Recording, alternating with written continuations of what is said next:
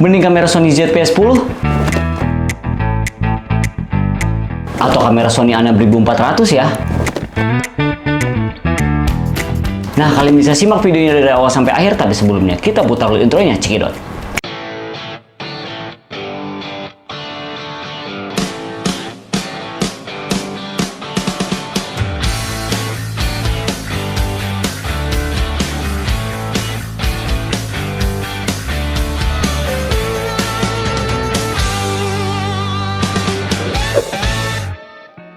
Assalamualaikum warahmatullahi wabarakatuh. Baik lagi di Farul Aziz Channel. Oke teman-teman, di video kali ini gue mau sedikit ngebahas tentang kamera Sony A6400 apa Sony ZV-10. Nah, di sini mungkin teman-teman banyak banget yang bertanya-tanya ya, kamera Sony ZV-10 dan Sony A6400 itu hasilnya tuh bagus yang mana, dan banyak banget lah di kolom komentar yang banyak membandingkan ya kamera Sony ZV-10 ini apa kamera Sony A6400. Karena kalau menurut gue ya, spesifikasinya tuh nggak jauh beda teman-teman, tapi di Sony ZV-10 ini tuh ada fitur yang tidak dimiliki di Sony A6400. Nah, nanti gue bakalan kasih lihat ke kalian semua ya hasil videonya dengan settingan yang sama, mulai dari ISO-nya sama, exposure-nya sama, Kelvin-nya sama, dan nanti gue bakalan tes autofocus-nya dan fitur yang tidak dimiliki di Sony A6400. Nah, kalian bisa simak aja videonya ya, jadi nanti kalian bisa menyimpulkan sendiri hasilnya bagus yang mana, dan nanti juga gue bakalan kasih kesimpulannya di akhir hasilnya tuh bagus yang mana, Sony A6400 atau Sony ZV-10 ini. Nah, sekarang kita langsung lihat aja hasil videonya ya, dengan settingan yang sama, dengan tata letak lampu yang sama seperti ini ya, keadaan low light banget ya. Di sini gue memakai pencahayaan, di depan ada key light, di sini ada V light, dan di belakang ada backlight. Nah, di sini gue bakalan pakai lighting yang sama ya setupnya, dan lampu utama gue ini gue matiin supaya low light ya, jadi gue hanya pakai penerangan yang ada di sekitar sini aja. Nah, sekarang kita langsung lihat aja hasilnya seperti apa. Nah, ini gue nge-record pakai Sony ZV-10 dengan kualitasnya tuh pakai 4K dan pakai Kelvinnya di 4300, shutter speednya di 1/50, dan ISO-nya di sini gue menggunakan 1600.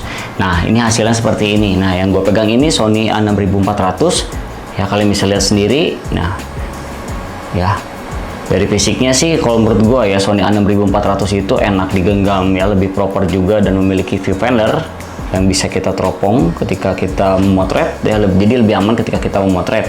Nah, kalau misalnya Sony ZV-10 ini kan tidak memiliki viewfinder, jadi agak sedikit susah ketika kita mengakuratkan, apalagi kalau misalnya lagi ada panas terik matahari, nanti kita bisa mantul banget ya dari cahaya si LCD ini. Ketika kita nge-record atau enggak memotret, itu agak sedikit susah sih yang mengatur exposure-nya. Nah, kalau misalnya di Sony A6400 ini dia bisa pakai viewfinder, jadi lebih sedikit akurat ya. Tapi kalau misalnya dari LCD-nya, menurut gua Sony A6400 itu agak sedikit meleset ya dari exposure-nya, kadang juga over, kadang juga under. Jadi kita harus benar-benar pinter aja mainin di exposure compensation-nya yang di bawah yang ada plus 2-nya kalau kita menggunakan S-Log. Jadi harus hati-hati banget. Nah, ini hasilnya gue pakai Sony ZV-10 nge-recordnya, dan di sini Sony A6400. Nah, ini kita tes autofocusnya secepat apa. Nah, kita kedepanin ke seperti ini, kalian bisa lihat sendiri hasilnya. Ini bakal fokus kemana. Nah, ini pakai 4K. Biasanya pakai 4K itu autofocusnya agak melambat ya, tidak secepat seperti Full HD-nya ya, lebih ke eye tracking. Nah, kalau misal di 4K itu belum eye tracking ya teman-teman ya, kalau misal kita record di 4K. Sama mungkin di Sony A6400. Nanti kita tes aja, kalian bisa lihat sendiri dan bisa nilai sendiri bagusnya seperti apa. Kita ini tes video aja ya, singkat-singkat aja. Nah, kalian bisa lihat nih autofocusnya. Oke, dia lebih ngelok kemana, ke wajah atau ke barang. Oke. Nah, kalian bisa lihat hasil videonya seperti apa. Nah, sekarang kita langsung lihat aja hasil record di Sony A6400. Yuk, cekidot. Nah, sekarang gue nge-record pakai Sony A6400. Nah, di tangan gue ini ada Sony ZV-10 ya teman-teman. Nah, kalian bisa lihat sendiri ya. Kalau misalnya Sony ZV-10 itu menurut gue kalau untuk video ini enak ya. Kita bisa lebih variabel ya ketika kita ngambil gambarnya, jadi bisa ditilep ke depan, bisa tekuk-tekuk, bisa di flip juga, jadi lebih enak juga. Nah, seperti ini. Nah, ini hasilnya dari Sony A6400 dengan settingan yang sama, menggunakan lensa 35mm f1.8, ISO-nya 1600, dan shutter speed-nya di 1/50 ya, menggunakan kualitasnya tuh menggunakan 4K. Nah, kalian bisa lihat sendiri ini autofocusnya. kita kedepanin apakah dia masih fokus, dan dia lebih fokus ke muka ya kayaknya. Kalau di Sony A6400 ini dia tidak fokus ke produk. Nah, ketika kita menutup muka kita, nah dia baru bisa fokus ke produk. Nah, kayak gini. Kalau dia lebih dominannya face ya, muka gini, ketika kita majuin kayak gini dia tetap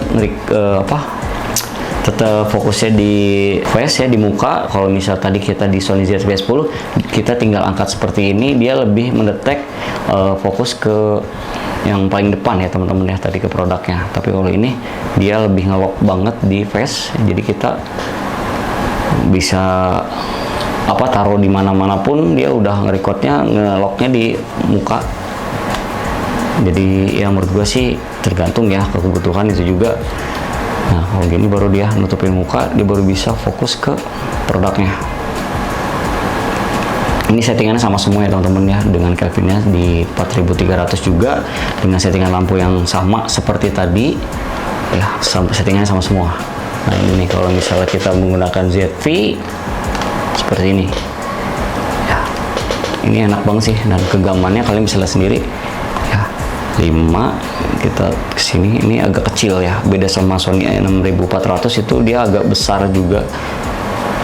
Nah ini genggamannya memang kecil banget dan ringan. Tapi kalau misalnya untuk LCD-nya ini lebih enak kalau bisa untuk video, tapi untuk foto ini nggak bisa ya. Dan ada viewfinder ya, mungkin kelemahannya di situ di Sony ZV-10, tapi masih bagus sih fotonya. Gue selalu pakai Sony ZV-10 ini, dan mic-nya tuh besar banget ya, tidak dimiliki di Sony A6400. Ini gede banget nih ya. Ini hasilnya udah di grading teman-teman ya. Gue menggunakan S-Log 3 juga tadi di Sony ZV-10. Gue memakai S-Log 3 juga dengan kualitasnya 4K juga sama, dan ini udah di gradingnya seperti ini.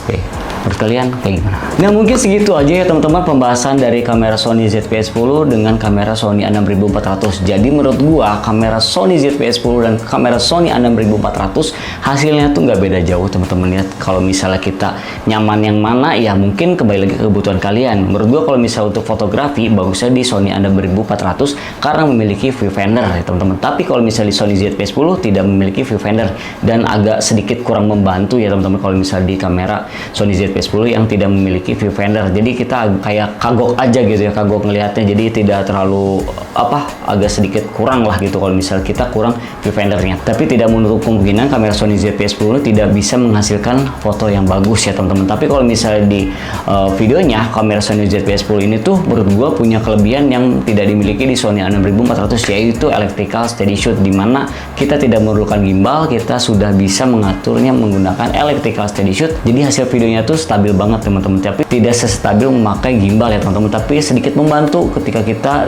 tidak mau repot membawa gimbal. Jadi kalian bisa menggunakan electrical steady shoot yang tidak dimiliki di Sony A6400 ya. Kalau misalnya di produk showcase-nya ya, kalau misalnya kita nge-review itu enak banget di Sony ZV-10 gitu teman-teman. Itu nilai plus di Sony ZV-10 yang tidak dimiliki Sony A6400. Nah kalau misal di Sony A6400 ya dia memiliki build quality yang menurut gua proper banget ya, profesional. Tapi kalau misal menurut gua Sony A6400 itu dalamannya hampir sama banget di Sony ZV-10. Tapi ada sedikit pengembangan mulai dari fitur yang tadi tidak dimiliki, yaitu di produk showcase-nya, terus juga ada di electrical steady shoot-nya ya. Kalau misal Sony A6400 dia cuman mungkin mengandalkan di optical steady shoot-nya yang ada di lensa. Jadi menurut gua kembali lagi ke kebutuhan kalian ya, dan hasil foto videonya menurut gue itu sama banget. Jadi teman-teman jangan bingung ya memilih kamera Sony ZV-10 atau Sony A6400. Jadi kembali lagi ke kalian nih kebutuhannya kemana. Kalau di video ya menurut gue di Sony ZV-10, tapi kalau misalnya di fotografi di Sony A6400. Kembali lagi ke kebutuhan kalian. Tidak menutup kemungkinan kalau misalnya di Sony ZV-10 hasil fotonya tuh tidak bisa bagus, dan di kamera Sony A6400 tidak menutup kemungkinan videonya juga tidak bagus ya teman-teman. Tapi semuanya juga tergantung ke pilotnya menguasai atau tidak kamera tersebut. Oke teman-teman, mungkin segitu aja video kali ini, semoga bermanfaat untuk kalian semua. Mohon maaf jika ada kesalahan kata, dan yang belum subscribe kalian bisa klik tombol subscribe-nya dan klik lonceng biar kalian ketinggalan video terbaru dari gua. See you next video, bye bye.